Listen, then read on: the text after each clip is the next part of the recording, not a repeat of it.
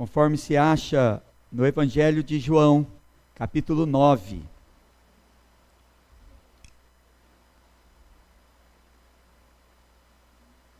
Eu era cego e agora vejo.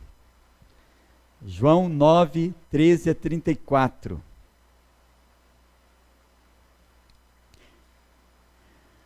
Os fariseus interrogam o cego. Acompanhe suas Bíblias.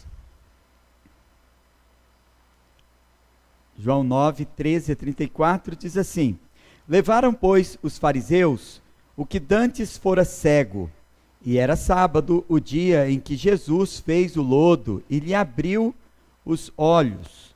Então os fariseus, por sua vez, lhe perguntaram: Como chegaram a ver? Ao que lhes respondeu: Aplicou lodo aos meus olhos, lavei-me, estou vendo. Por isso, alguns dos fariseus diziam: Esse homem não é de Deus, porque não guarda o sábado. Diziam outros: Como pode um homem pecador fazer-se tamanhos sinais? E houve dissensão entre eles. De novo, perguntaram ao cego: Que dizes tu a respeito dele, visto que te abriu os olhos? Que é profeta? Respondeu ele. Não acreditaram os judeus que ele fora cego e agora via, enquanto não lhe chamaram os pais e os interrogaram: E este o vosso filho, de quem dizeis que nasceu cego? Como, pois, vê agora? Então os pais responderam: Sabemos que este é nosso filho e que nasceu cego, mas não sabemos como vê agora, ou quem lhe abriu os olhos. Também não sabemos. Perguntai a ele: idade tem? Falará de si mesmo. Isto disseram seus pais, porque estavam com medo dos judeus, pois estes já haviam assentado que se alguém confessasse ser Jesus o Cristo, fosse expulso da sinagoga. Por isso é que disseram os pais: Ele idade tem, interrogai-o. Então chamaram pela segunda vez o homem que fora cego e lhe disseram: Dá glória a Deus, nós sabemos que esse homem é pecador. Ele retrucou: Se é pecador, não sei, uma coisa sei, eu era cego e agora vejo. Perguntaram-lhe, pois: que te fez ele? Como te abriu os olhos? Ele lhes respondeu: Já vos-lo disse e não atendestes. Por que quereis ouvir outra vez? Porventura quereis vós também tornar-vos seus discípulos?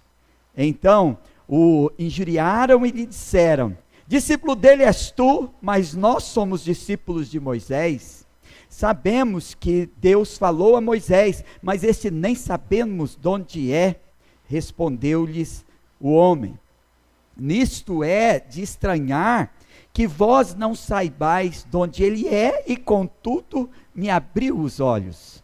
Sabemos que Deus não atende a pecadores, mas pelo contrário, se alguém teme a Deus e pratica a sua vontade, a este atende. Desde que há mundo, jamais se ouviu que alguém tenha aberto os olhos a um cego de nascença. Se este homem não fosse de Deus, nada poderia ter feito. Mas eles retrucaram: Tu és nascido todo em pecado e nos ensinas a nós? E o expulsaram. Vamos orar mais uma vez, irmãos? Senhor Deus e Pai, Deus Todo-Poderoso, obrigado, Senhor Deus, pela Tua palavra, que ela continue falando aos nossos corações. Dá-nos, Senhor, a instrução do Espírito Santo, confirmando a palavra da verdade em nossos corações, que ouçamos, Senhor, a Tua voz falando ao nosso coração de forma inconfundível, compreendendo claramente a Tua palavra e propósito dessa Escritura para nós. Que essa noite, ó Pai, sejamos todos aqui presentes, abençoados por esta palavra, e que esta palavra também, ecoando pelo mundo, alcance outros corações e gere vida espiritual àqueles que ouvirem. Que abra olhos também a cegos e dê visão espiritual àqueles que ouvirem, para louvor da Tua glória, em nome do Teu Filho Jesus Cristo. Amém. Amém. Então aqui está o jovem cego, com fé e esperança. obedeceu a ordem de Jesus, foi ao tanque de Siloé, que quer dizer enviado, ou Messias, lavou-se e voltou vendo. Quer dizer que, depois de purificar os seus olhos do tanque de Siloé, o jovem cego de nascença passou a ver. A cidade testemunhava um verdadeiro milagre, e o povo ficou em alvoroço, com uma notícia de um sinal real e maravilhoso, o qual persuadia então a muitos que Jesus de fato era o Messias, o Cristo. Os inimigos de Jesus, por inveja, estavam decididos, custasse o que custasse, desmoralizá-lo, mas sem resultado. Muito pelo contrário, depois dessa investigação, o milagre foi comprovado. O jovem, antes cego, invisível à beira do caminho, agora passava a investigado dos inimigos do caminho. Passamos hoje então à exposição do Evangelho de João, a aventura desse jovem que disse: eu era cego e agora vejo. Qual é o pior tipo de cegueira? Como saber se estou cego espiritualmente? Quando não sou um cego espiritual? Então, esta passagem bíblica tem uma verdade espiritual muito atual para iluminar o nosso caminho. A cura da cegueira espiritual é transformadora e libertadora. Então foi assim que Jesus me abriu os olhos. Ouvi a sua voz e obedeci. Desejava ver e vi. Depois que vi, testemunhei. No boletim você vai achar o esboço, que é para você fazer anotações e levar para o grupo, né? Que é semanal, e lembrar algumas coisas, acrescentar, discutir, tirar dúvidas e assim interagir no grupo com a mensagem desse domingo, né? Nas reuniões dos grupos nos lares. Primeiro, ouvi sua voz e obedeci. No verso 13 diz assim: levaram, pois, aos fariseus o que dantes fora cego. Olha, aquele que era cego e agora vê. Ele foi levado pelos cegos espirituais para dar explicações. É uma coisa que aqueles que veem às vezes têm que fazer. Explicar aos que não veem, né? Por isso que às vezes nós encontramos alguns programas de televisão e alguns discursos que tem aqueles que fazem uma descrição especial, porque aqueles que veem às vezes têm dificuldade de dar explicações a cegos, né? Porque a gente não conhece exatamente como eles veem.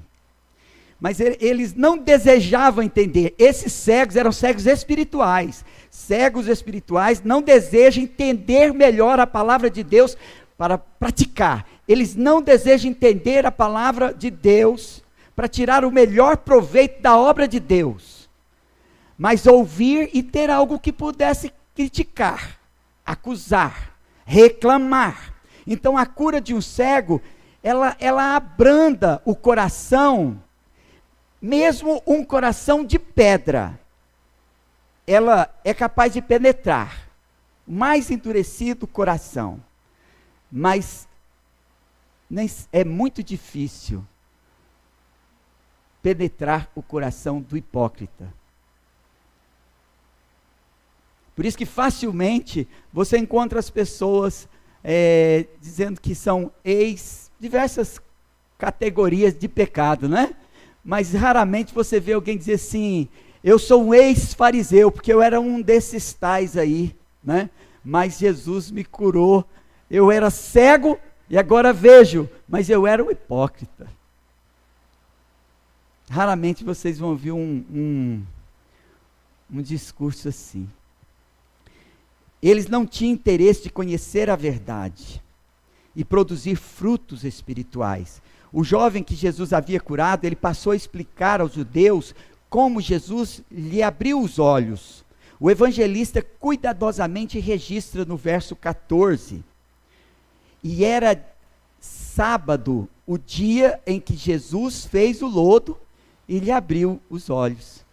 Então a novidade e grandeza do milagre, por um momento, abalou os corações de pedra dos fariseus, a ponto de dividir o grupinho, de alguns ficarem na dúvida, até que o ódio, a pretexto do zelo, arranjasse um pretexto. Era sábado. Fecharam os olhos enquanto o sol ainda brilhava no céu. Pertenciam às trevas e desejavam obscurecer a luz sob o pretexto de honrar a Deus. Eles desprezaram o que era a manifestação da obra de Deus, conforme o verso 3 ainda de João 9, né?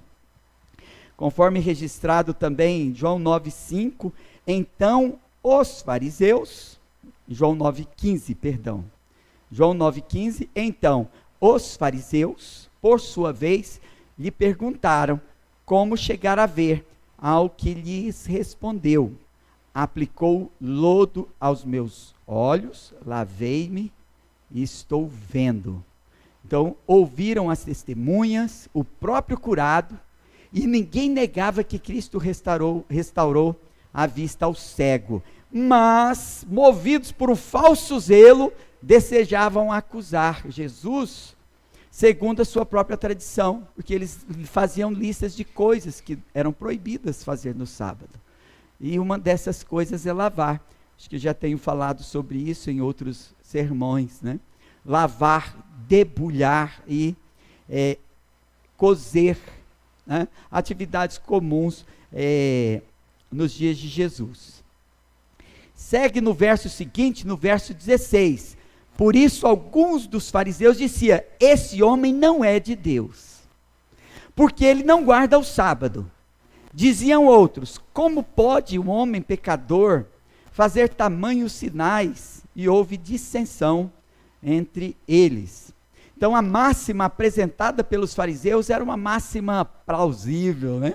Quer dizer que aqueles que são indispostos para conhecer a verdade, para tirar melhor proveito da obra de Deus, eles apresentam argumentos aparentemente fortes e bem fundamentados na Escritura Sagrada, que aquele que não observava o sábado não era de Deus.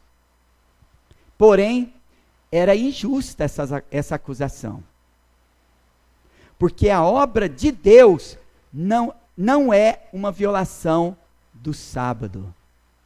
E o que Jesus Cristo anuncia, quando ele fala a respeito da luz e do tempo, ele diz que era necessário fazer a obra de Deus enquanto era dia. O que ele pretendia fazer não era violação do sábado, porque ele não estava buscando o seu próprio interesse, ele não estava pensando somente nas suas próprias necessidades e vontades, ele estava ali para fazer a obra de Deus.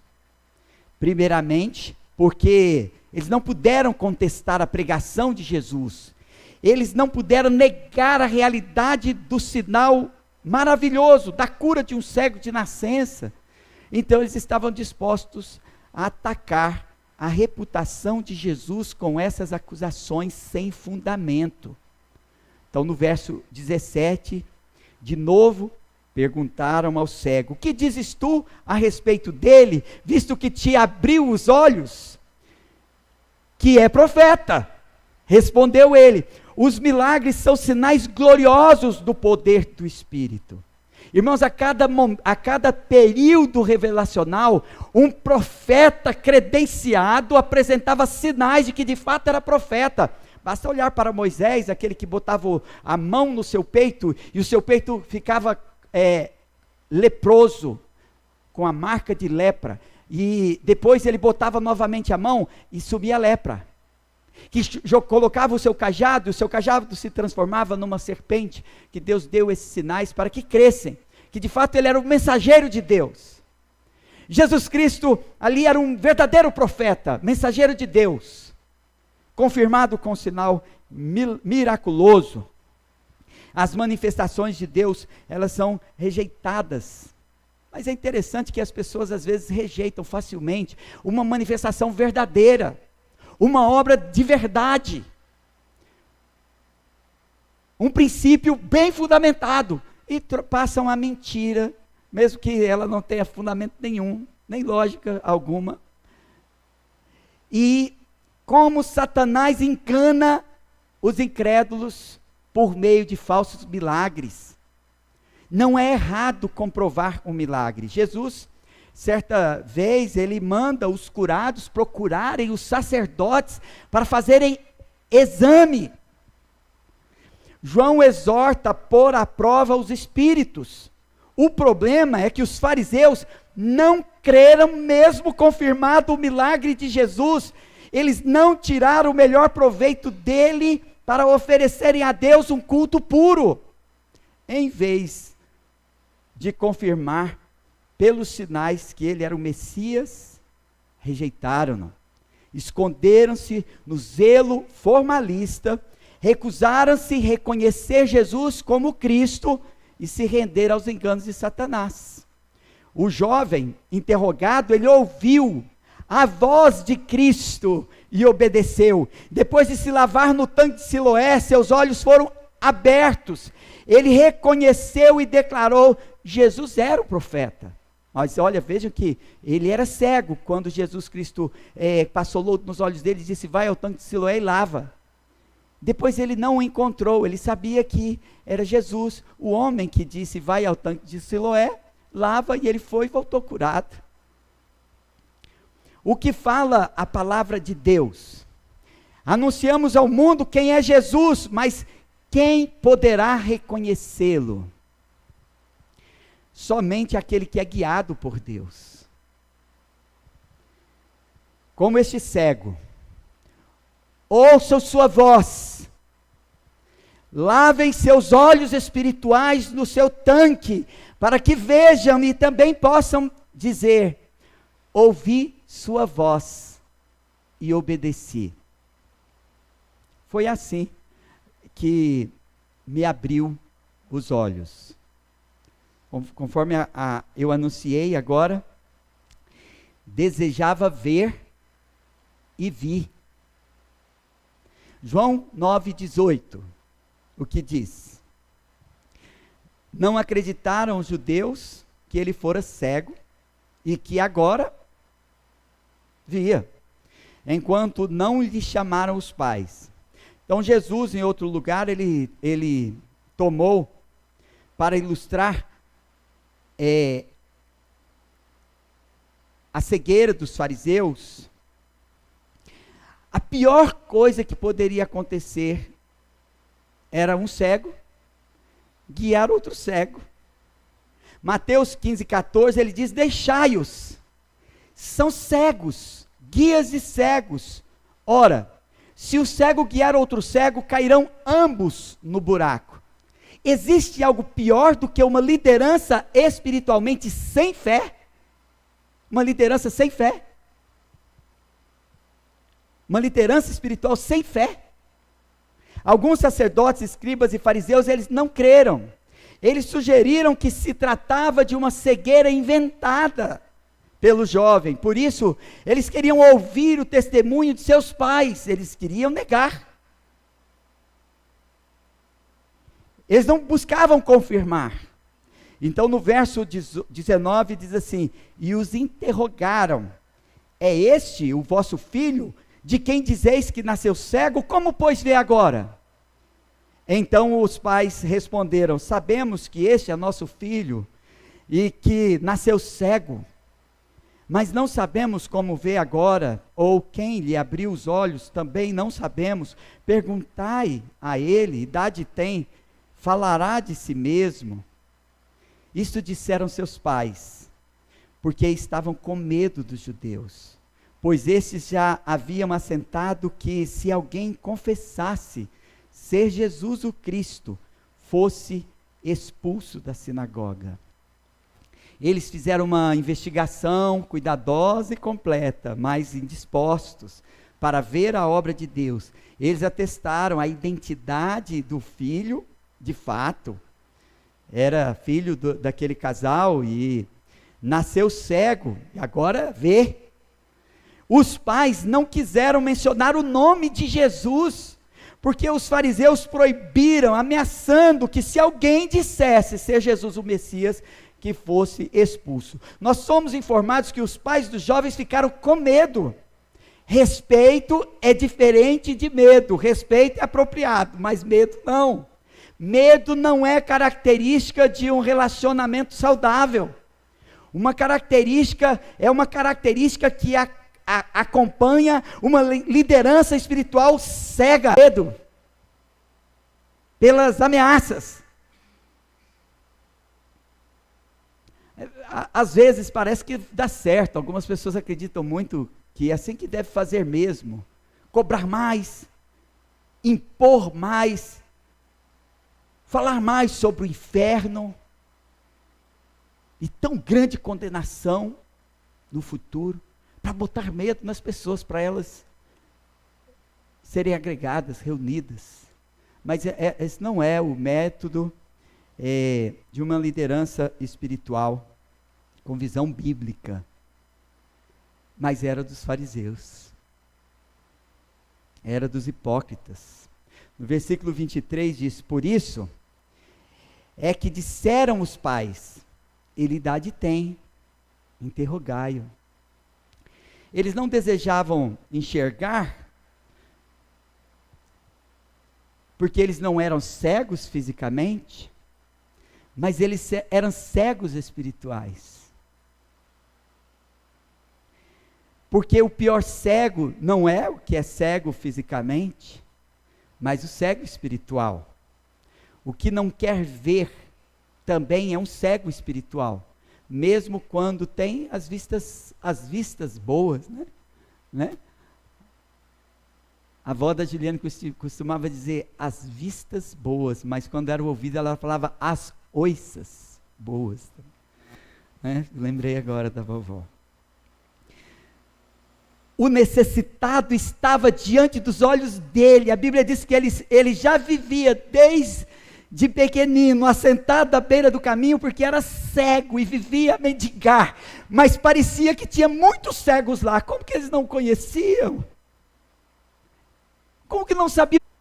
Alguém que voluntariamente era cego, ou que apareceu com uma cegueira inventada. Mas esses cegos já estavam lá. Mas os cegos não veem. Eles não veem as necessidades alheias. Eles não veem os sofrimentos no mundo. Ele estava à beira do caminho, cego, mas eles não o enxergavam, porque de fato eram cegos espirituais. Se você é um cego espiritual, não acredita no que pode realizar também, não acredita no que o outro pode. Quando alguém faz algo impossível aos seus olhos, então você não pode acreditar. Só porque você tentou e não conseguiu, também você não aceita qualquer possibilidade de tentar coisas novas. Mas não diga que é impossível. E porque isso nunca foi feito antes, não diga que é impossível. Hebreus 11:1 diz: ora, a fé é a certeza de coisas que se esperam, e a convicção de fatos que se não veem. É uma boa definição de fé. Eu acho que todo mundo vai concordar, está na Bíblia, né? Nós somos todos crentes, todos que estamos aqui cremos que a Bíblia é a palavra de Deus. Se pela graça, então, nós somos salvos mediante a fé, então o dom da fé, o fato primordial na vida dos alcançados pela graça, é inadmissível um crente sem fé. Irmãos, é uma incoerência de termos, porque a palavra para crente ou fiel é pistose, é sempre a mesma palavra. Tem fé, é fiel, crê. Por isso que a gente tem alguma dificuldade com a vida cristã, porque a gente aprende que para a salvação basta crer, mas a gente reduz o que será crer a simplesmente acreditar como quem acredita num conto ou num caos, né? Como alguns chamam, né? Ele desejava ver, por isso viu. Isto é fé. Foi assim que me abriu os olhos. Terceiro, depois que vi, testemunhei.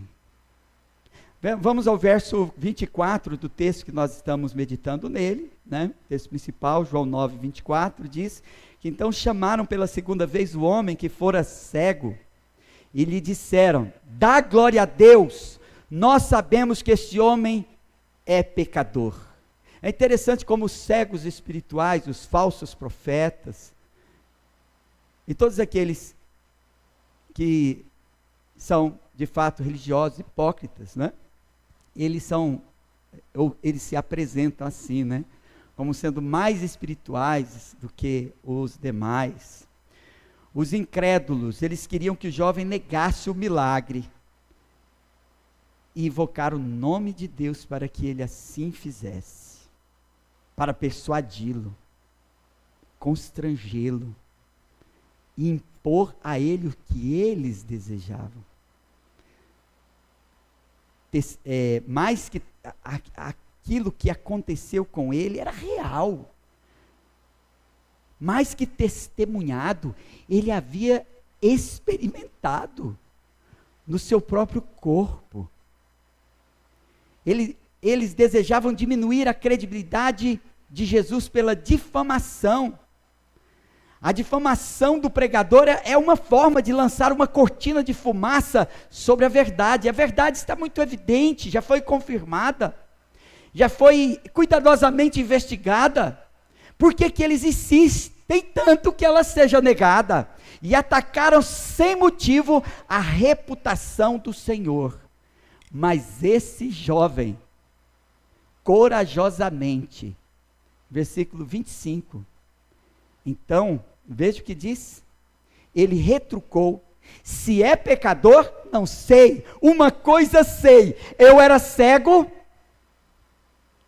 e agora vejo.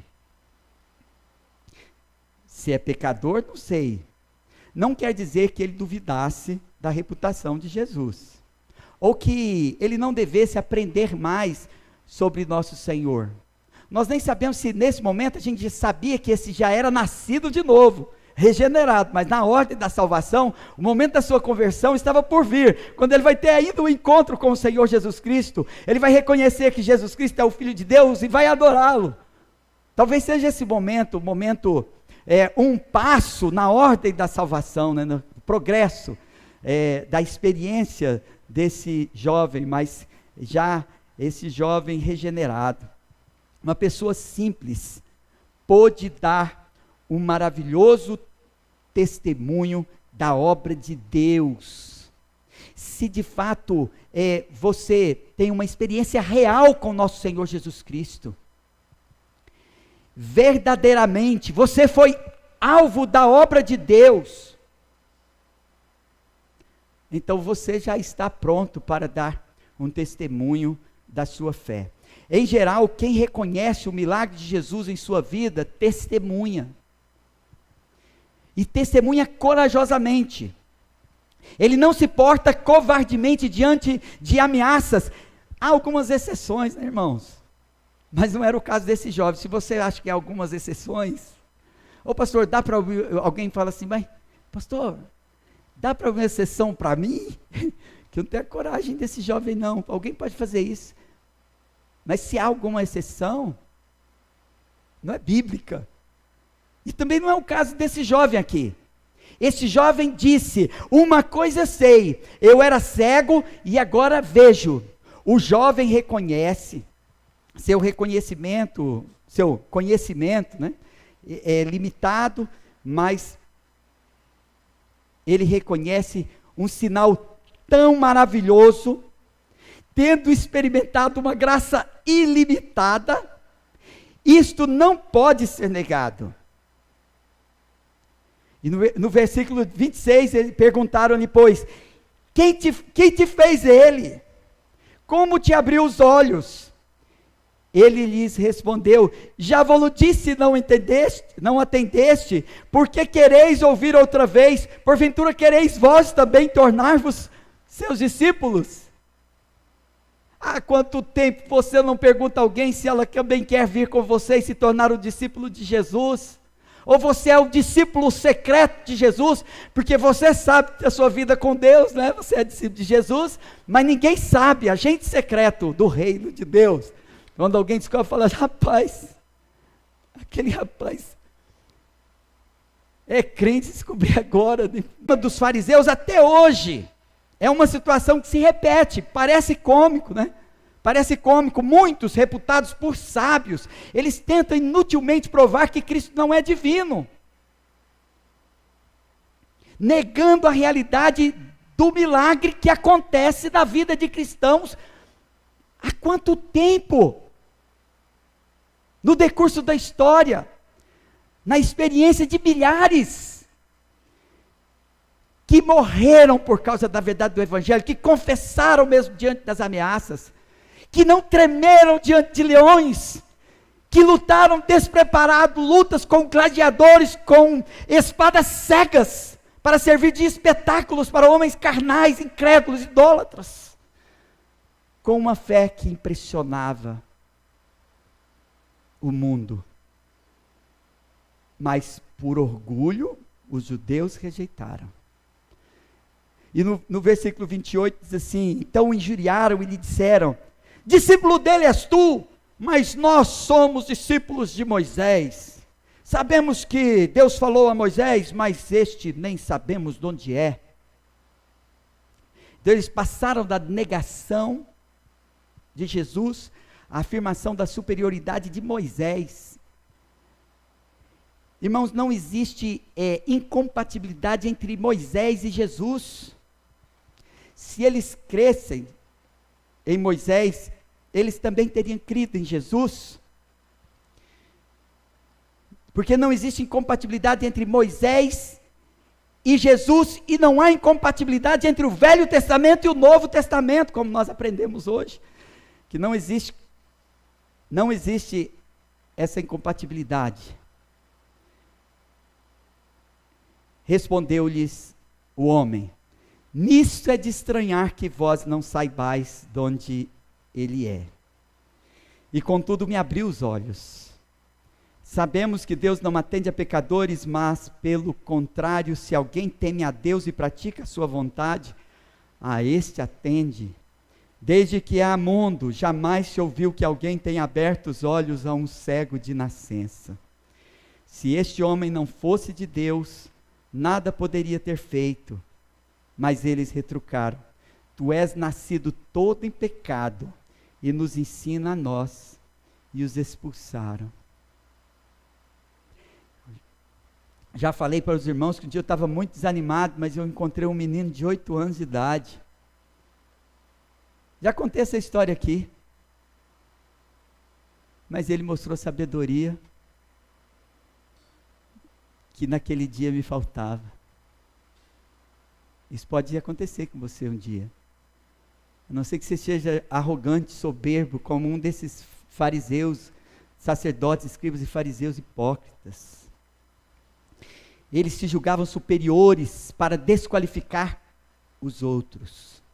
Lembraram-se, né, de que ele nasceu cego. Eles passaram o tempo todo investigando para confirmar isso, e que de fato confirmaram. O que era associado ao pecado, diante da convicção do jovem.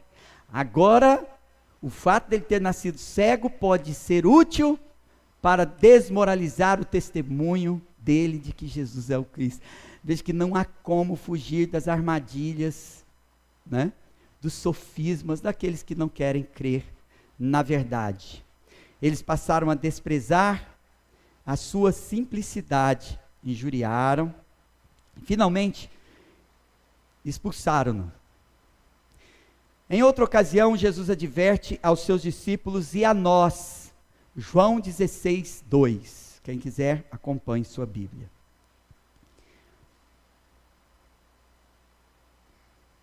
Eles vos expulsarão das sinagogas, mas vem a hora em que todos os que vos matar, todo que vos matar, julgará por isso, tributar culto a Deus. Então, é uma realidade que alguns experimentaram isso no futuro, tomados de seu formalismo e zelo, muitos judeus perseguiram os irmãos. Depois também muitos das diversas religiões de mistério perseguiram a muitos irmãos. Muitos ateus, por incredulidade, também perseguiram os irmãos durante toda a história. A gente que é crente, acostumado com o movimento missionário, a gente recebe os números da perseguição religiosa no mundo inteiro. Tem gente que nega que existe perseguição religiosa. Mas todos os dias tomba um mártir. E muitos fazem isso com um falso zelo, julgando estar prestando culto a Deus. É melhor firmar os passos com Jesus. Uma pessoa simples, mas cheia de fé, ela pode responder às objeções dos incrédulos. E se formos expulsos da roda dos incrédulos, a gente tem que saber, aprender também a se despedir das amizades erradas, irmãos. Na verdade, às vezes é um ganho. Olha, se você é crente no Senhor Jesus, se tem um amigo incrédulo, e você pode influenciá-lo para melhor, para a sua vida e para a vida do seu amigo incrédulo, mas se essa influência é negativa, destruidora, e se você está a ponto de ser expulso da roda deles, aprenda a sair com dignidade, como este jovem, que não negou a Jesus. A vida de pessoas simples, crentes, é um só, vivo testemunho, que confirma o verdadeiro conhecimento. As pessoas crentes, elas se relacionam com Deus e experimentam em suas próprias vidas que Cristo vive, e não importa quantos argumentos também sejam apresentados. Perder amigos ao ganhar o céu é normal.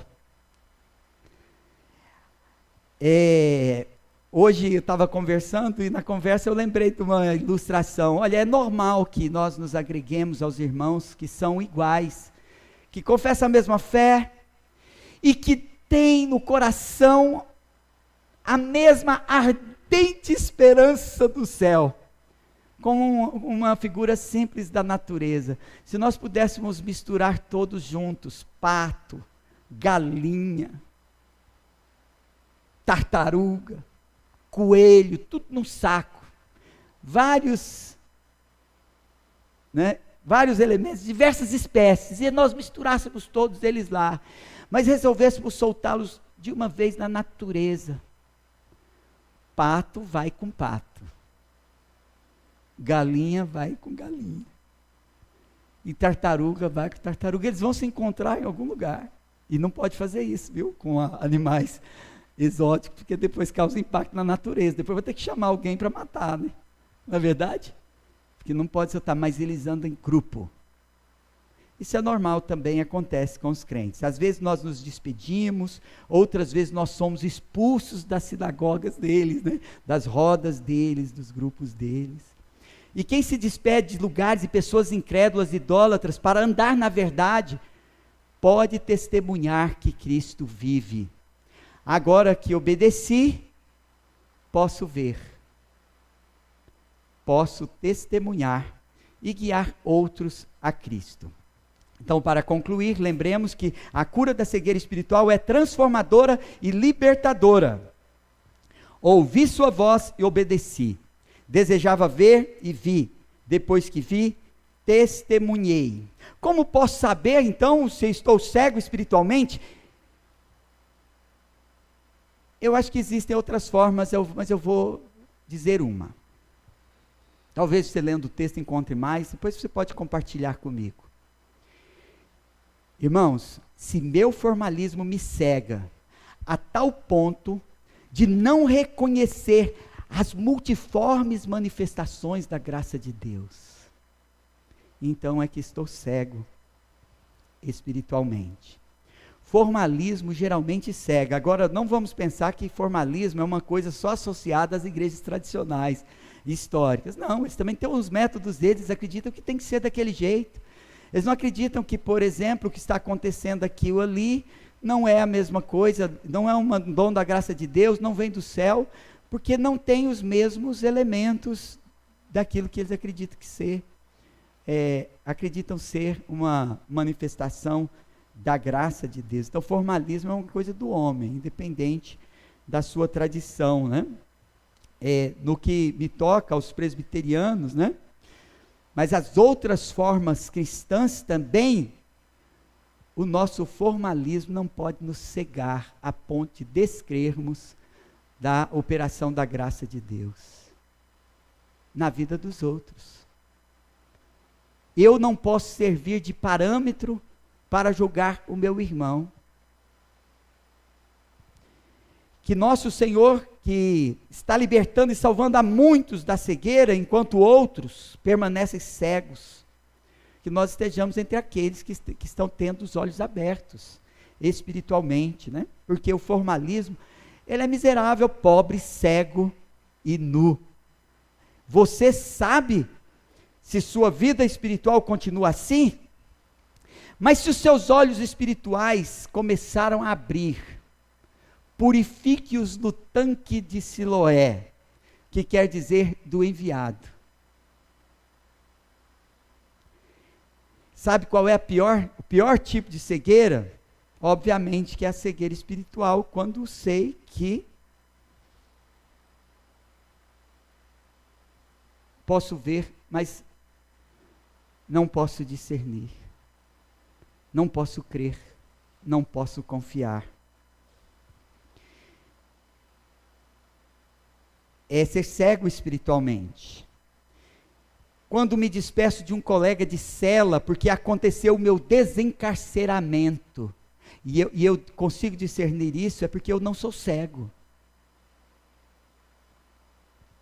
Quando deixo o caminho dos meus pais, porque era um caminho cheio de superstição, de idolatria e incredulidade, é porque eu não sou mais cego. Eu posso ver. Tiradas as minhas algemas e correntes, e posto em liberdade, eu consigo andar livremente no jardim de Deus, na sua presença, em comunhão, no Espírito Santo.